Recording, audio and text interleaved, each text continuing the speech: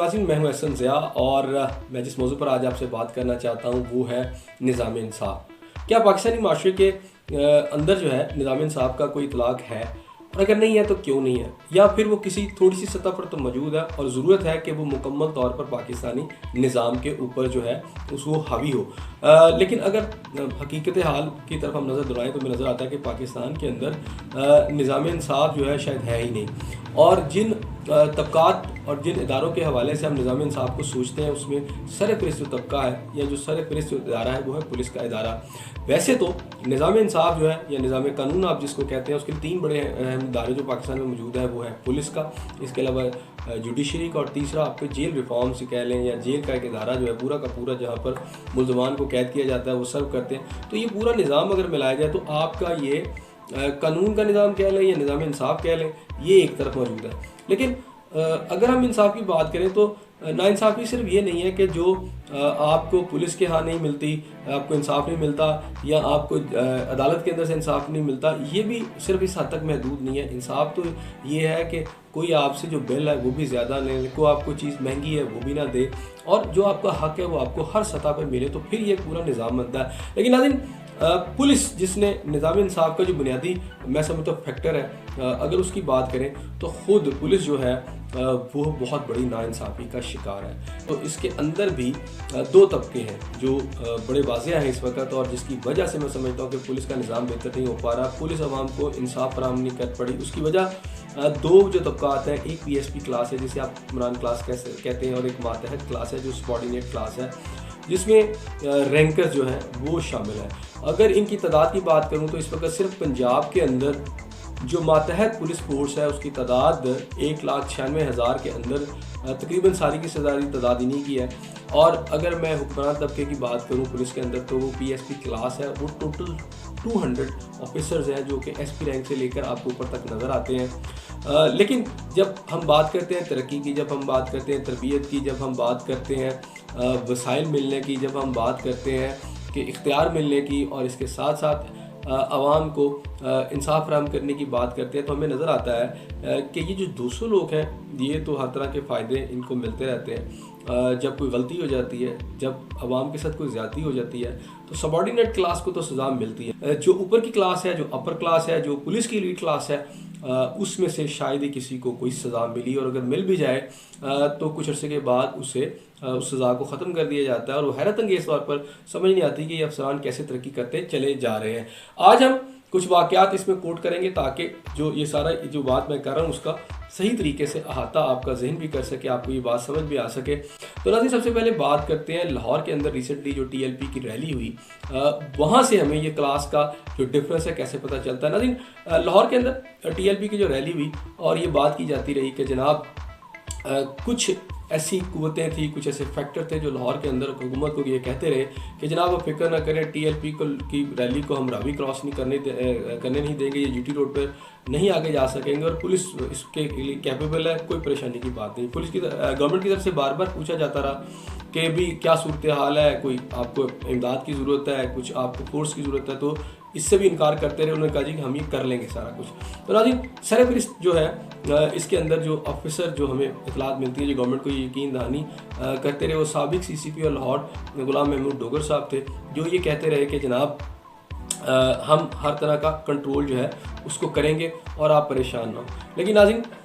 उसके नतीजे में अब चूँकि अब ये सारी चीज़ें सामने आ चुकी हैं, पुलिस की जो नाअहली भी थी, जो पुलिस की इसमें कमियां भी थी वो सामने आ चुकी हैं, और उसके नतीजे में एक बहुत बड़ी तादाद में तबादले हुए हैं पुलिस फोर्स के अंदर। पूरे पंजाब के अंदर हम देखते हैं बहुत सारे RPOs, DPOs, बहुत से SP चेंज किए गए हैं, और अभी ये सिलसिला यही कहा जा रहा है कि मज़ीद अभी चलेगा। लेकिन बहरहाल ये जो तबादले किए गए हैं, जो सज़ाएँ दी गई हैं, यानी इस सारी रैली के अंदर नाज़रीन जो मातहत पुलिस एहलकार हैं वो तकरीबन 7-8 की इसमें शहादतें भी हुई हैं। लेकिन क्या ये 7-8 जो शहादतें थी ये पुलिस के लूप होल्स जो है, पुलिस की कमांड के अंदर जो कमियां थी उसको एक्सपोज कर सकेंगे, या फिर इनके लिए फेस सेविंग का बायस बन चुके हैं? अगर ये शहादतें ना होती तो शायद ये फेस सेविंग ना कर सकते, लेकिन अब शहादतों की बदौलत ये फेस सेविंग कर रहे हैं और ये बता रहे हैं जी पुलिस एहलकारों की शहादतें होगी, और ये खुद जो है बच गए, जिसके इसमें नाअहली का जो है मुजाहरा किया। लेकिन सबसे पहले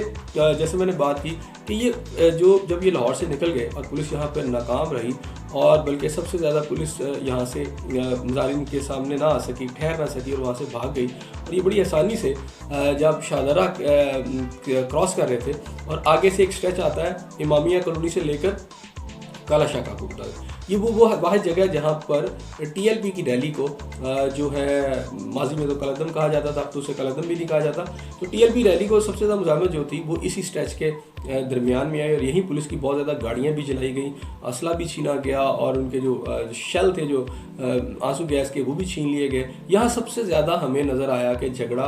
हुआ प्रोटेस्टर के दरमियान और इसके अलावा पुलिस के दरमियान। लेकिन यहाँ क्या हुआ, ये इतना ज़्यादा क्यों इधर यहाँ पे ये माहौल पैदा हो गया, लेकिन उसके हम बता देते हैं कि शेखुपुरा पुलिस की तरफ से बड़ी रेजिस्टेंस की गई इस हवाले से, क्योंकि वहीं हमें रेजिस्टेंस नज़र आती है। लेकिन हुआ ये कि लाहौर पुलिस की क़यादत भी वहाँ पर मौजूद थी, लेकिन सबसे पहले जो वहाँ से फ़रार हुई लाहौर पुलिस की क़यादत थी। उनके जाने के बाद जो मातहत पुलिस एहलकार थे जो लाहौर से आए हुए थे वो भी वापस निकल पड़े, गाड़ियाँ भी छोड़ दी और एक बहुत बड़ी तादाद में पुलिस को मैं समझता हूँ कि हजीमत का सामना करना पड़ा। लेकिन यहाँ पर अब ये सारा नहीं कि सारे के सारे जो पुलिस अफसरान थे वो इस तरह रोल प्ले करते। एक आप ख़ुद भी चेक कर सकते हैं, जितने भी अफसरान उनको मेरा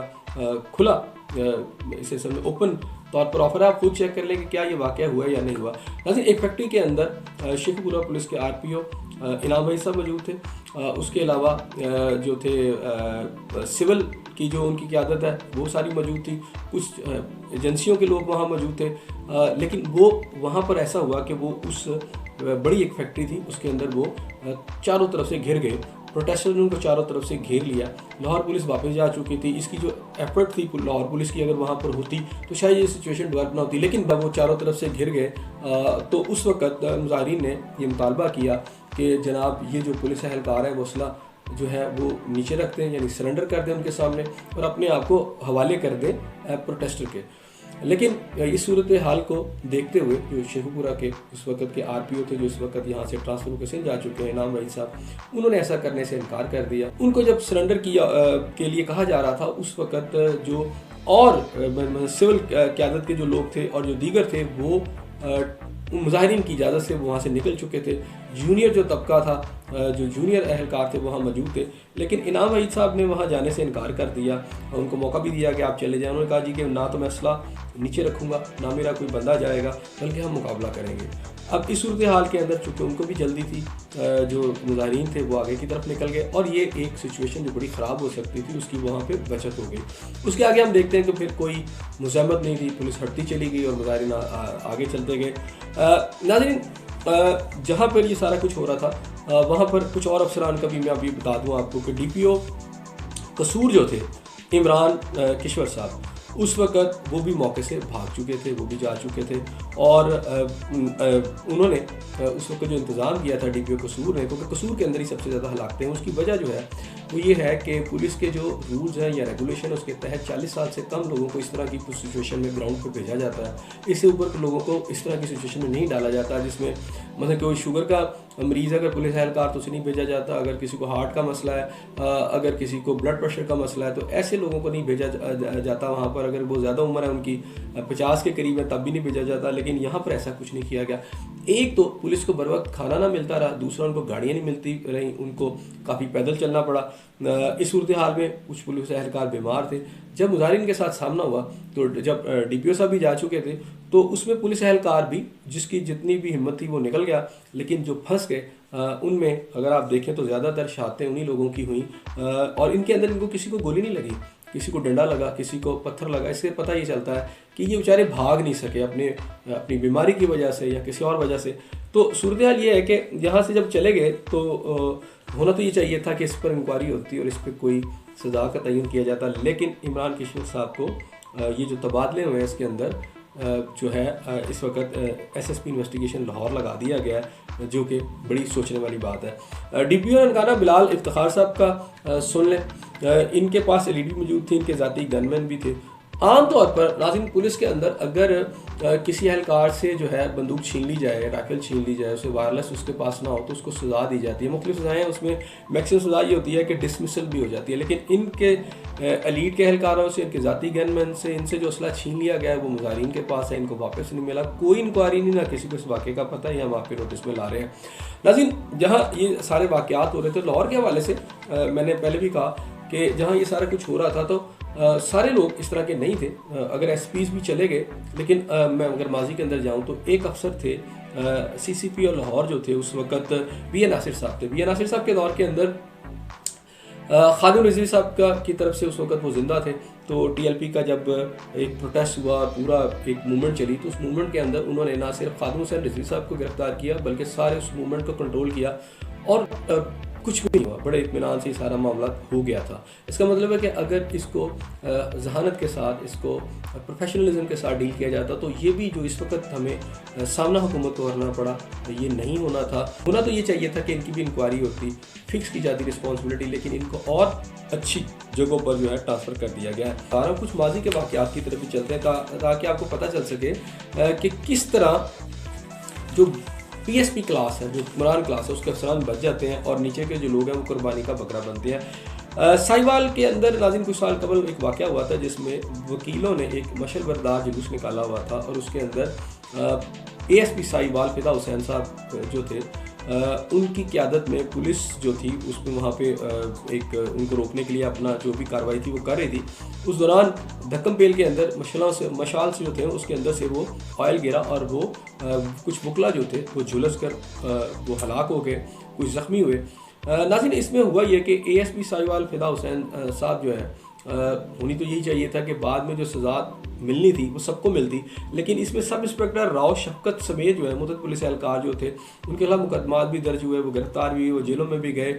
और उस वक्त जब सारा अमल हो रहा था तो उनको यकीन दिलाया गया कि अगर आप जेल में होंगे तो आपको बाकायदा वकला की एक टीम दी जाएगी, आपका केस लड़ेंगे और आपकी हर तरह मदद की जाएगी। लेकिन बाद में ऐसा ना हुआ। अब 4-5 साल के बाद उनमें से वो कुछ लोग बाहर आए हैं, लेकिन वहाँ पर एक इंस्पेक्टर जो था वो जेल में अंधा हो गया और एक के वालिदैन मर गए। लेकिन ये जो एएसपी साहिवाल थे फिदा हुसैन शाह साहब, होना तो ये चाहिए था कि ये जो कार्रवाई है उनके खिलाफ भी होती, लेकिन क्या था कि वो पहले केपी के ट्रांसफ़र कर दिया गया, फिर वो बलूचिस्तान चले गए और फिर सिंध में, और इस दौरान वो एएसपी से एसपी बन गए, एसएसपी बन गए और अब वो डीएजी, मेरी जो इतलात है वो डीएजी बन चुके हैं। नाज़रीन फिदा हुसैन साहब का एक केस जो है जो मैंने आपको बयान किया ये अभी भी पुलिस फाइल में इश्तहारी हैं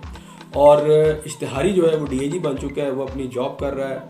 सब कुछ उसको मुयस्सर है, हर तरह की फैसिलिटीज़ उसको मुयस्सर है, जबकि जो नीचे के लोग हैं वो सज़ाएँ भुगत रहे हैं। जी नाज़रीन एक और केस बड़ा है हमें इस हवाले से जो आपको ये समझने में आसानी रहेगी कि पीएसपी क्लास किस तरह बच जाती है और नीचे के मातहत एहलकार है वो उनके साथ क्या होता है। लेकिन नाज़रीन मैं यहाँ आपको ये भी बता दूँ कि जो तादाद है ग़ालिबन मैंने शायद आपको पहले बताई है या नहीं, लेकिन इस वक्त पंजाब पुलिस की अगर मैं बात करूं तो 1,96,000 से कुछ ज़ायद जो है इस वक्त फोर्स है और इसको डील करने के लिए जो ऊपर पीएसपी क्लास है वो सिर्फ 200 अफसरान पर, एसपी से लेकर आईजी तक जो है 200 अफसरान है। तो 1,96,000 ही लगभग जो लोग हैं अगर उनको इंसाफ नहीं मिल रहा, यानी ये जब एएसपी भर्ती होते हैं डायरेक्ट पीएसपी अफसरान जब आते हैं तो इनको आगे 15 से 20 साल में ये डीआईजी तक बन चुके होते हैं। लेकिन दूसरी तरफ हम देखते हैं कि 15 से 20 साल तक एएसआई है तो बेचारा वो 15 से 20 साल एएसआई रहेगा। सब इंस्पेक्टर है तो वो शायद बड़ी हद है इंस्पेक्टर चला जाए। डीएसपी जो है बहुत कम तादाद में once in a blue moon आप समझ लें कि वो एसपी बन जाते हैं। अगर एसपी बन जाए तो उनको उस पूल में पीएसपी पूल में ले जाया जाता है और फिर उनको उस सीनियरिटी लिस्ट में सबसे नीचे रख लिया जाता है। तो नाज़रीन ये जो ज़्यादतियाँ हो रही हैं उसकी वजह से ये जो फोर्स है वो बड़ी डीमोरलाइज हो चुकी है। ऐसे में हुकूमत का जो मुआहदा था उसने उसको और बदजन किया है। मेरी एक इंस्पेक्टर से बात हुई लाहौर पुलिस के जब टीएलपी का सिलसिला चल रहा था तो मैंने उनसे कहा कि भाई आप कैसे रोल प्ले करेंगे। मैंने इस्तफसार किया, पूछा उनसे तो उन्होंने कहा देखिए मैं जिस अफसर को जिस पीएसपी अफसर को मिलने के लिए कई दरवाज़ों से मुझे गुजरना पड़ता है और मेरा अफसर मुझे नहीं मिलता तो मैं उसके लिए अपनी बीवी को बेवा क्यों करूँगा, अपने बच्चों को क्यों यतीम करूँगा और इनकी नौकरियों के लिए इनकी प्रमोशंस के लिए मैं ऐसा सब कुछ नहीं करूँगा। बाहर उसको ड्यूटी भी देनी पड़ी। ये एक वो फैक्टर है जो गवर्नमेंट को जब पुलिस रिफॉर्म्स लाए उसको देखना होगा कि ये जो पीएसपी क्लास सारी फैसिलिटी ले जाती है और तरक्कियाँ भी इनकी होती हैं, इनको सज़ाएँ भी नहीं होती। जब कोई काम गलत होता है तो फिर ये जो डीमोरलाइज पीछे नीचे फोर्स होती है, उस फोर्स को आप कैसे खड़ा कर सकेंगे, इस तरह की सिचुएशन के अंदर कैसे वो गवर्नमेंट के लिए रोल प्ले कर सकेगी। नाज़रीन, इसके अलावा एक और भी केस है, ज़ैनब केस साहब। DPO अली नासिर रिजवी साहब ने जब ये केस हुआ ज़ैनब केस, तो उसके फ़ौरन बाद एक शख्स को ये करार दिया कि ये मुलजिम है और इसने ज़ैनब के साथ रेप किया। उसको निकाल कर जाली पुलिस मुकाबले में उसको मौत के घाट उतार दिया और फिर ये बताया कि ये मुलजिम है असली। खैर, ये बात आई गई होगी, लेकिन जब बाद में इस केस की दोबारा से इंक्वायरी की गई, इस केस की जब इन्वेस्टिगेशन हुई, तो तकरीबन 4000 के लगभग DNA सैंपल इकट्ठे किए गए और करोड़ों रुपए इसके ऊपर जो है लगे इस सारी तफ्तीश के ऊपर। तो पता चला कि इमरान नामी नौजवान असल में वो है जिसका DNA मैच किया उसके साथ, ज़ैनब के साथ रेप करने में। उस वक़्त गालिबन एडिशनल IG खुदाबख्श साहब थे। जब ये इंक्वायरी की तो उन्होंने अली नासिर रिजवी साहब को ज़िम्मेदार करार दिया, लेकिन उनके ख़िलाफ़ अभी तक कोई कार्रवाई नहीं हुई और वो अपनी पोस्टिंगें भी लेते रहे और सारा कुछ हुआ। नाज़रीन, ये जो सूरत हाल, इसके अंदर मॉडल टाउन का वाक़या भी हमें नहीं भूलना चाहिए। मॉडल टाउन के वाक़े के अंदर जब ये सारा वाक़या हुआ तो वहाँ जहाँ पुलिस की ट्रेनिंग बुरी तरह एक्सपोज हुई कि ट्रेनिंग है ही नहीं लोगों की, इसको किस तरह डील करना था, तो दूसरी तरफ हमने ये भी देखा कि वहाँ पे जो मातहत पुलिस एहलकार थे उन्होंने तो सज़ाएँ भी थोड़ी कुछ मिली, उनको एक समझे कि एक पेनलाइज भी किया गया, लेकिन जो उनके जो हेड थे, मतलब DG ऑपरेशन की उस वक्त की मैं बात करता हूँ, उनके लिए PSP क्लास ने बाकायदा करोड़ों रुपए इकट्ठे किए ताकि उनको अमेरिका के अंदर सेटल करवा के उनका कारोबार करवाया जा सके। तो ये सूरत हाल है नाज़रीन। इस तरह की सिचुएशन के अंदर साहिवाल का वाक़या भी हमें नहीं भूलना चाहिए। साहिवाल के वाक़े के अंदर जो मातहत पुलिस एहलकार थे, इब्तिदा में उनको पनिशमेंट का किया भी गया, कुछ उनके खिलाफ कार्रवाई भी हुई, लेकिन बाद में ये चीज़ें जो है सेटल कर ली गई और उस वक्त के जो CTD के हेड थे उस वक्त बलूचिस्तान के IG लगे हुए हैं, कोई कार्रवाई नहीं हुई। और नाज़रीन, इस तरह की जब सूरत हाल पैदा हो जाती है तो फिर ज़ाहिर बात है जो नीचे की जो पुलिस एहलकार है उनके अंदर जो है एक मायूसी का अंसर भी पैदा होता है। नाज़रीन, जहाँ तक ताल्लुक़ है एक और बड़े केस का, वो भी मैं जिक्र करूँगा, वो है लाहौर के अंदर श्रीलंका के ऊपर जो हमला हुआ था। उसमें नाज़रीन 2 अफसरान थे के अंदर, एक तो SP मॉडल टाउन उस वक्त के जो SN यूनुस साहब थे, इनके बारे में यही है जो पता चला उस वक्त के ये जो इंक्वायरी के दौरान ये बात सामने आई कि जनाब ये जो थे उस वक्त मौके पर मौजूद नहीं थे, ये घर में मौजूद थे, लेकिन अफसरान को ये बताते रहे कि जी मैं मौके पर मौजूद हूँ। और बाद में जब इन्वेस्टिगेशन हुई तो पता चला वायरलेस की लोकेशन से कि जनाब ये तो वहाँ मौके पर मौजूद नहीं थे। दूसरे अफसर ASP सरफराज विरक साहब थे। इनकी जो उस वक्त पोजीशन थी, ये चूँकि जुलूस उसके साथ थे टीम के, तो ये अभी जो दहशतगर्द जिन्होंने हमला किया था भोला जूस कॉर्नर तकरीबन वो लिबर्टी राउंड अबाउट के करीब जो है वो वहाँ पे मौजूद थे। और जिनकी लोकेशन जो थी वो नूर जहाँ की जो हमारी मशहूर गुलकारा है, अल्लाह ताला उन्हें जन्नतुल फिरदौस में जगह अता फरमाए, नूर जहाँ जो है उनकी कोठी के करीब ये मौजूद थे। तो ये कि ऐसी पोजीशन में थे कि अगर ये उस वक्त काउंटर करते दहशतगर्दों को तो शायद ये वाक़या ही रूनुमा ना होता, उन्हें मौका ही ना मिलता वहाँ तक पहुँचने का। लेकिन इन्होंने क्या किया, जो इंक्वायरी में बाद में साबित हुई, जो है ये वो वाली इंक्वायरी है नाज़रीन के इसको पुलिस एहलकारों ने भी नहीं किया था, बल्कि ये जुडिशल इंक्वायरी की बात कर रहा हूँ। उस इंक्वायरी में ये बात सामने आई कि जनाब ने अपनी गाड़ी के टायर पर खुद गोली चला ली उस वक्त और ख़ुद करीब आके झाड़ियों में छुप गए ताकि ये बता सकें कि जनाब